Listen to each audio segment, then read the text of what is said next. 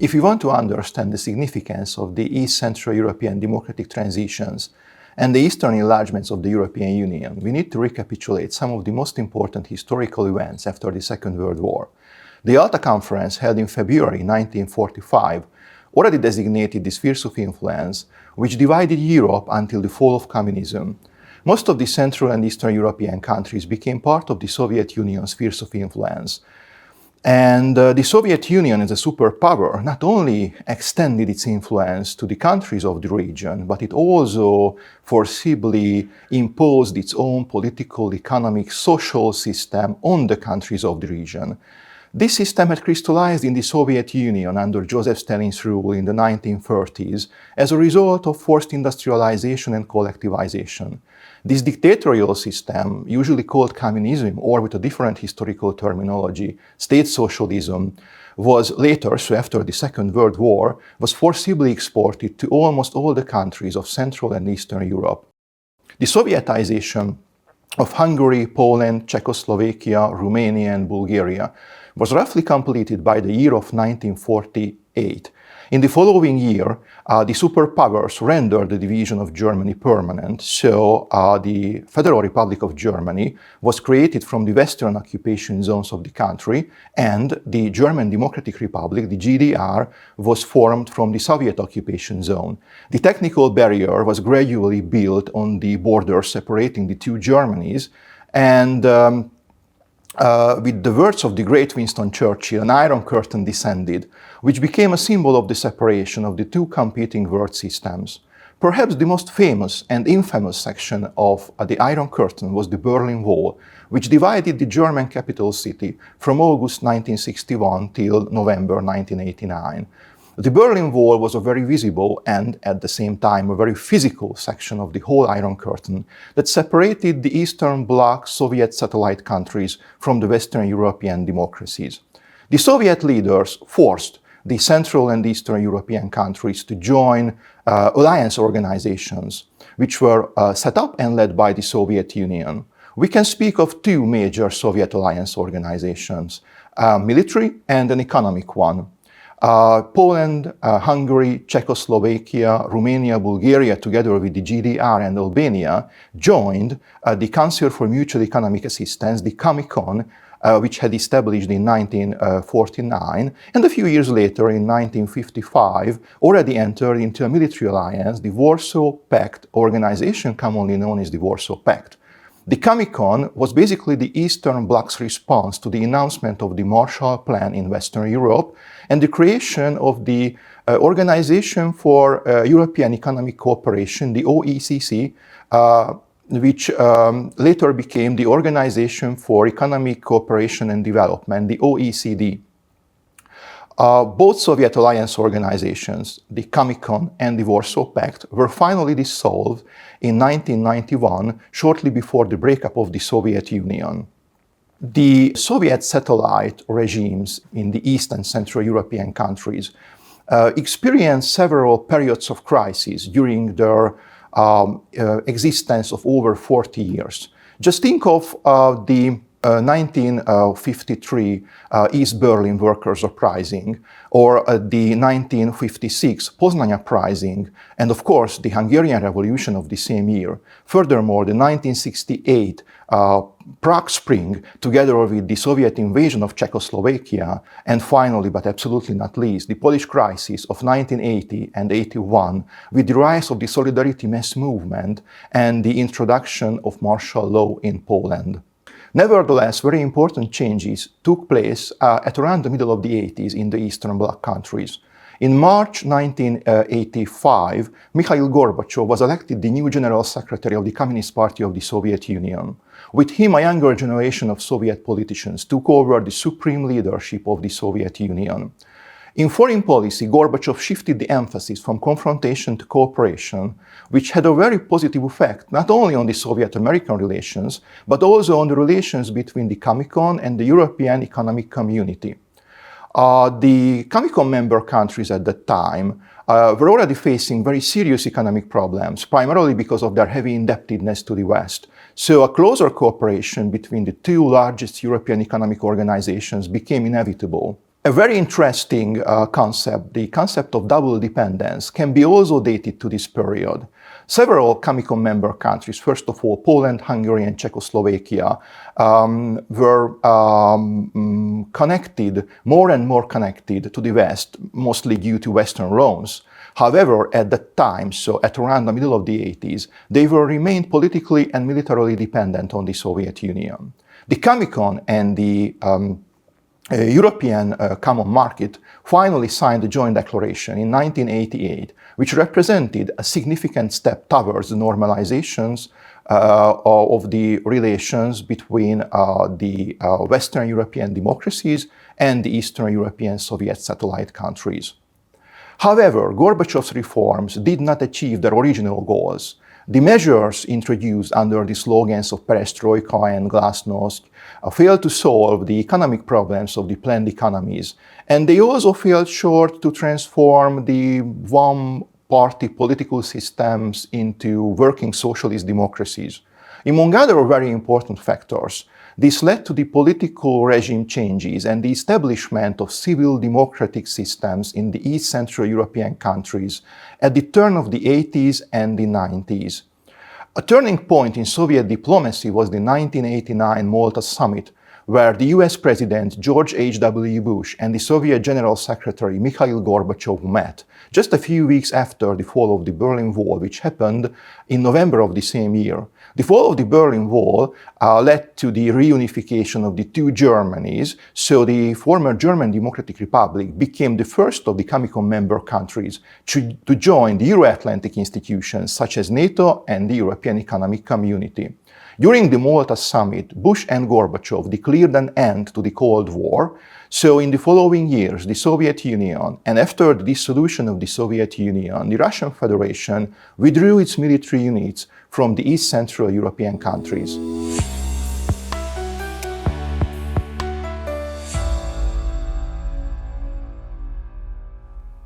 Just a few words about the democratic transition of Hungary after 1989-1990. The January of 1989 was the official beginning of the re-evaluation of the 1956 revolution in the Hungarian historiography. The re-evaluation process was a complete metamorphosis. The year of 1956, first from a counter-revolution, first became a democratic popular uprising, then soon became an anti-Soviet and an anti-communist revolution in the new state memory politics. Imre Nagy, the martyred prime minister of the 56 revolution, together with other four revolutionary leaders, were officially reburied in June of 1989, 31 years after they had been executed. Also in 1989, in September, the Iron Curtain was cut in Hungary, so the East German citizens who absolutely did not want to return to the GDR, they were given a chance to leave Hungary and crossing the Austrian-Hungarian border, which was opened to him. And a few weeks after, on the 23rd of October, on the anniversary day of the 56 Hungarian Revolution, from the balcony of the Hungarian Parliament building, the Hungarian Republic, the third republic in Hungarian history, was proclaimed by the interim president of the country. In the following year, in the spring of 1990, the first free parliamentary elections were held in Hungary after the fall of the state socialist regime. Following the two-round elections, a center-right coalition government led by József Antal was formed, relying on a three-party parliamentary majority. The Hungarian Democratic Forum achieved a great success in the elections with the promise of a peaceful regime change, stable democratic transition, and the accession to the Euro-Atlantic institutions. Also in 1990, the state party censorship and the communist propaganda ended, and the press freedom and the freedom of speech finally ushered in. The communist past slowly began to be processed. However, most of the archives had not yet been opened. Public education was also transformed. Meanwhile, the renaming process of streets and squares also began. The statues of the communist era were mostly removed. However, some of them were placed in the so-called Memento Park in the outskirts of Budapest, which was opened in 1993. By 1991, the withdrawal process of the Soviet army troops of Hungary was completed. The last Soviet soldier, General Lieutenant Viktor Shilov, left Hungary, crossing the border at the Záhony-Csop station on the 19th of June at 3 p.m.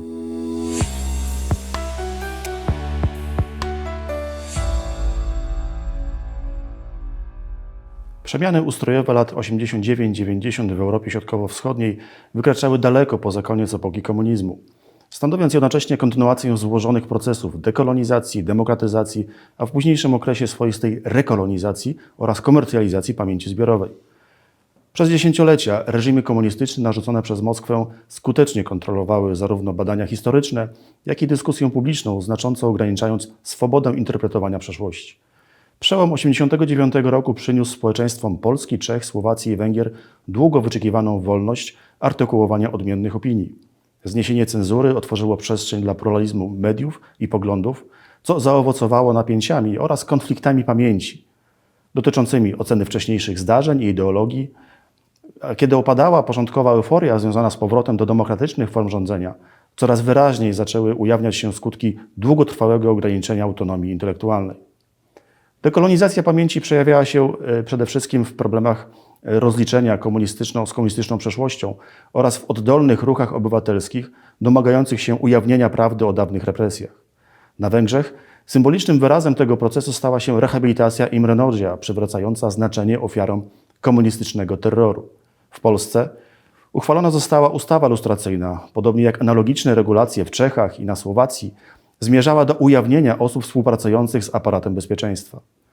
Jednocześnie żaden z tych krajów nie zdołał przeprowadzić pełnego, konsekwentnego rozliczenia funkcjonariuszy i beneficjentów poprzedniego systemu, co sprawiło, że figura homo sovieticus, człowieka wewnętrznie podporządkowanego władzy, nadal służyła jako poręczne wyjaśnienie trudności w implementacji zasad demokracji czy wolnego rynku.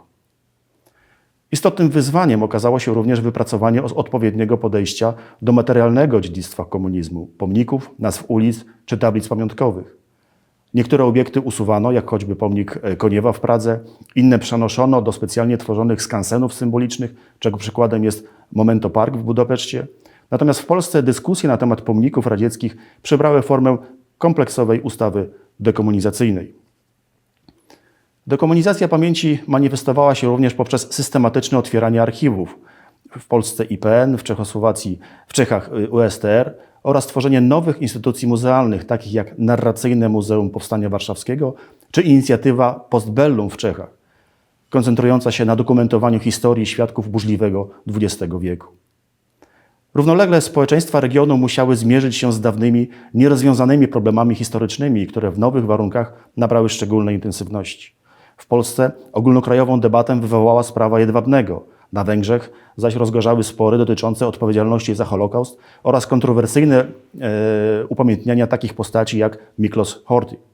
W Czechach i na Słowacji wciąż żywe pozostają dyskusje o relacjach z mniejszościami węgierską i niemiecką, w tym spory o wysiedlenia Niemców sudeckich, a także trudne pytania o interpretację słowackiej kolaboracji podczas II wojny światowej.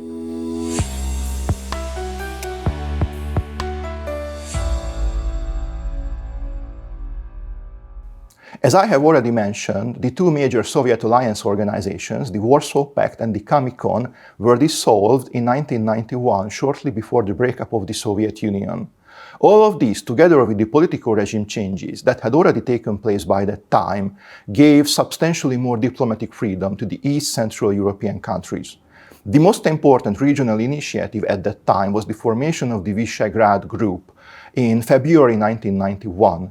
This group was formed at a meeting between the President of the Czech and Slovak Federal Republic, Václav Havel, the President of the Republic of Poland, Lech Walesa, and the Prime Minister of the Republic of Hungary, József Antal, in the Hungarian town of Visegrad.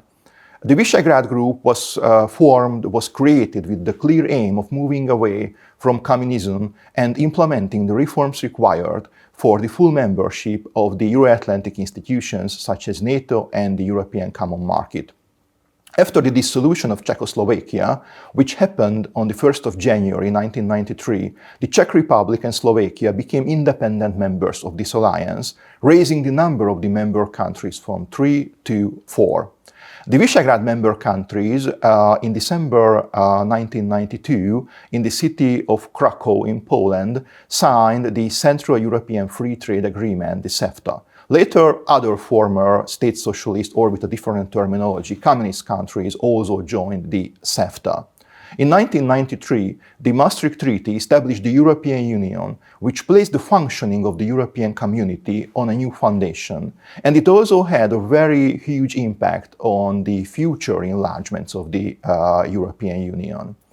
From 1991 to 1996, 10 former communist countries submitted their applications to join the European Union.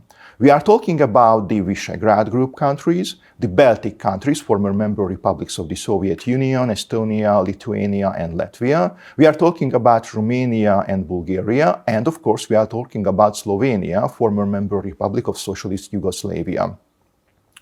In order to prepare for the EU membership, the candidate countries first signed Europe agreements, in the case of the former communist East European countries, or association agreements in the case of Cyprus and Malta.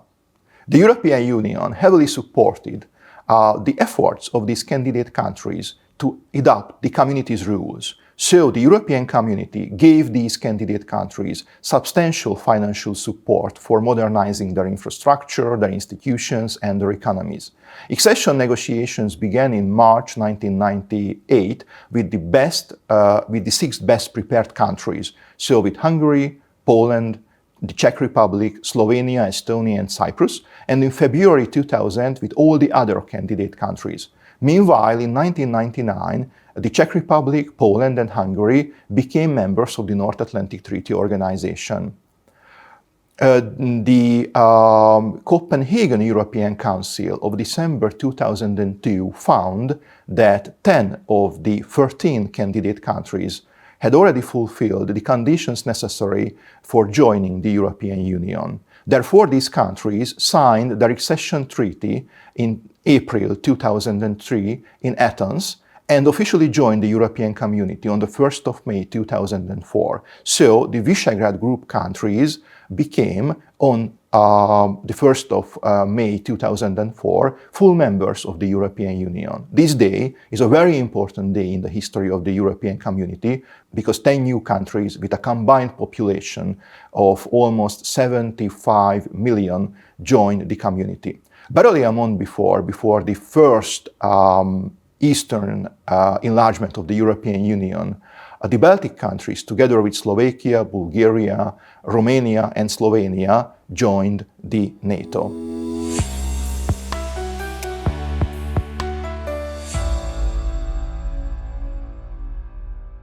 Just a few words about the social and economic transition of Hungary after the political regime change.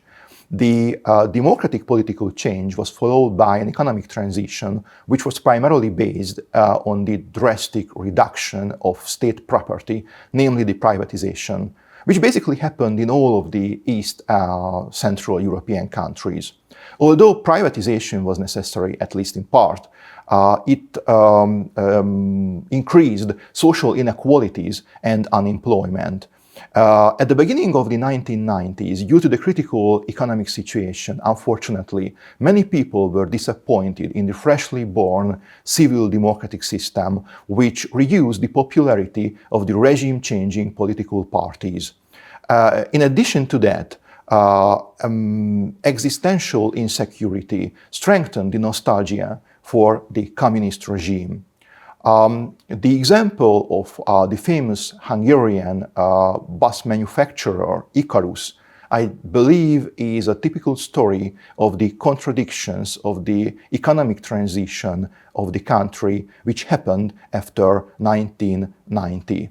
As a flagship company of the communist Hungary's industry, Icarus was one of the largest bus manufacturer internationally, and it was the dominant bus company of the Comecon. However, after the political and economic regime change, which happened at the end of the 80s and the beginning of the 90s, Icarus gradually lost all its foreign markets, and it basically disappeared by the end of the decade, by the end of the 1990s. And please let me give you just an interesting example related to the mass culture of Hungary of that era.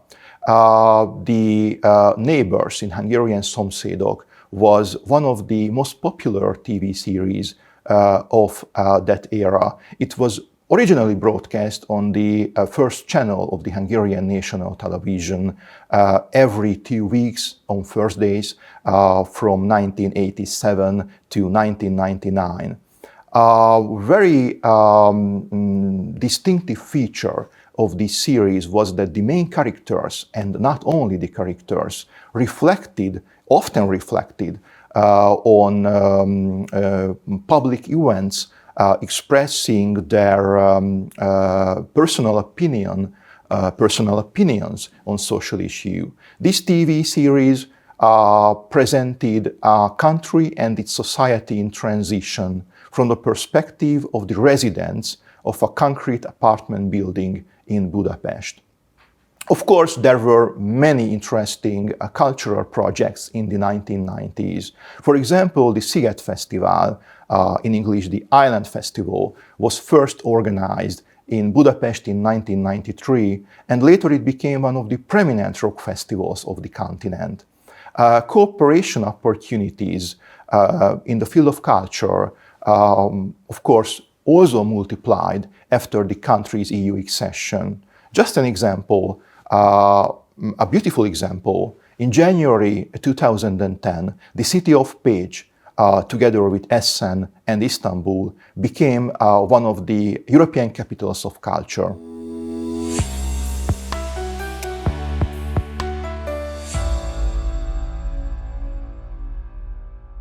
Privatization refers to the change from public to private ownership. Usually the term is used to refer to the transfer of public assets to private ownership. It took place in 2 waves between 1991 and 1994. In Czechoslovakia, it started on the 1st October 1991 with the sale of voucher books and stamps.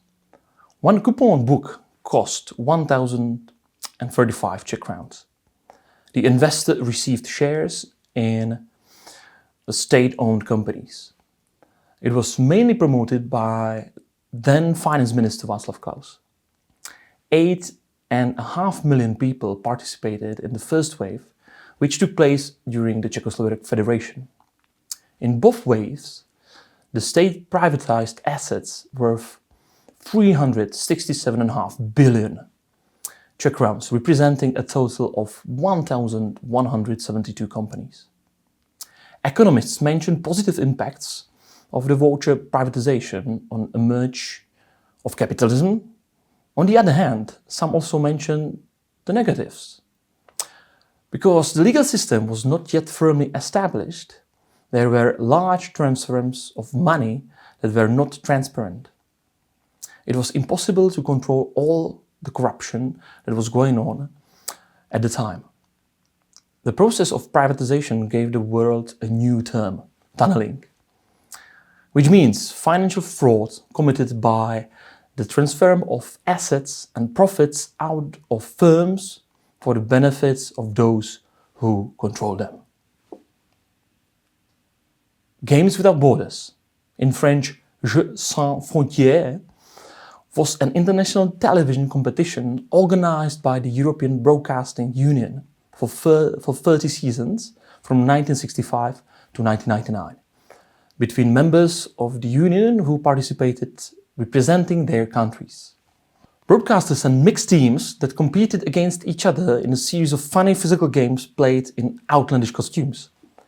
The most successful teams of the season from each country competed in a grand final. For the first time, Czechoslovakia participated in the 1999, 1991, 1992 edition, which was also the only one held under the banner of the Winter Games Without Borders. By 1992, the show had risen to the top of the ratings.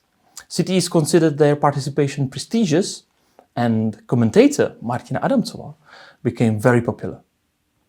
The fact that Czech teams were winning the competition also contributed to the show's popularity. So the European Capital of Culture title is awarded by the European Union to one or more cities for 1 year to showcase their cultural life, diversity and development to Europe. The year 2000 was the year of the millennium. To highlight the lasting legacy and to meet the high demand for the title, 9 cities were selected, including 2 from countries that joined the European Union 4 years later, and one of them was Prague. The project gained large popularity. It was opened with a festive program in the municipal house, attended by President Václav Havel and his wife Dagmar, members of the government and representatives of a number of European countries. In a short speech, Prague Mayor Kassel stressed Prague's tradition as a cultural crossroad of Europe. By awarding the title, he said Europe had accepted Prague back after decades of grey totalitarianism.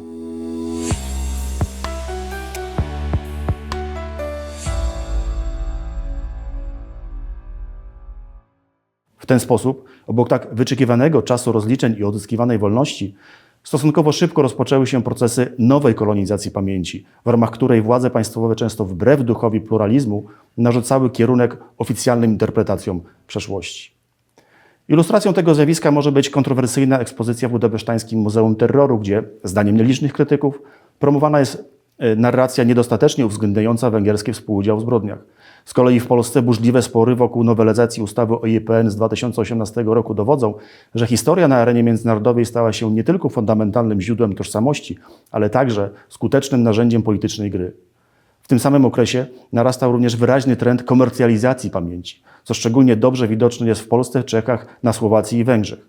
Z jednej strony rosnąca popularność tematyki historycznej sprzyjała organizacji masowych wydarzeń rekonstrukcyjnych, powstawaniu muzeów z interaktywnymi ekspozycjami czy wykorzystywaniu motywów patriotycznych w kulturze popularnej, na odzieży, gadżetach czy też przestrzeni miejskiej.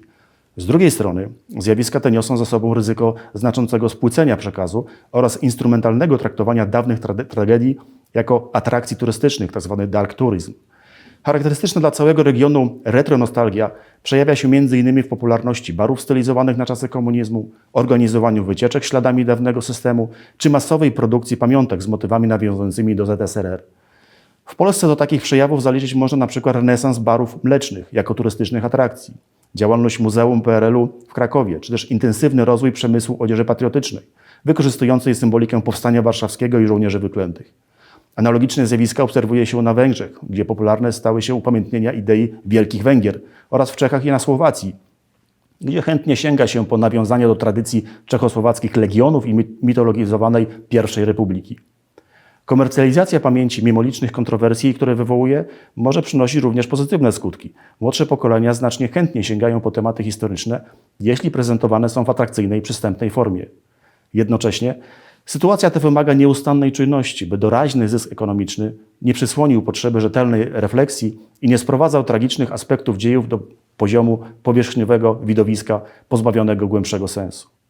W kontekście dynamicznego rozwoju mediów cyfrowych i społeczeństwa informacyjnego wszelkie historyczne uproszczenia stają się niezwykle łatwe do rozprzestrzenienia, co stanowi rosnące wyzwanie zarówno dla profesjonalnych badaczy, jak i świadomych odbiorców złożonych narracji o przeszłości.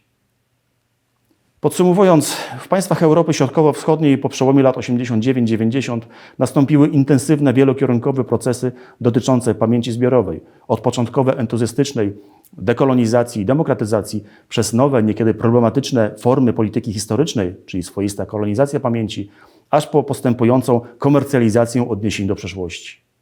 Te złożone zjawiska nieustannie przenikają się i oddziałują na siebie wzajemnie, kształtując zarówno postawy społeczne, jak i dominujące sposoby interpretowania dziedzictwa historycznego.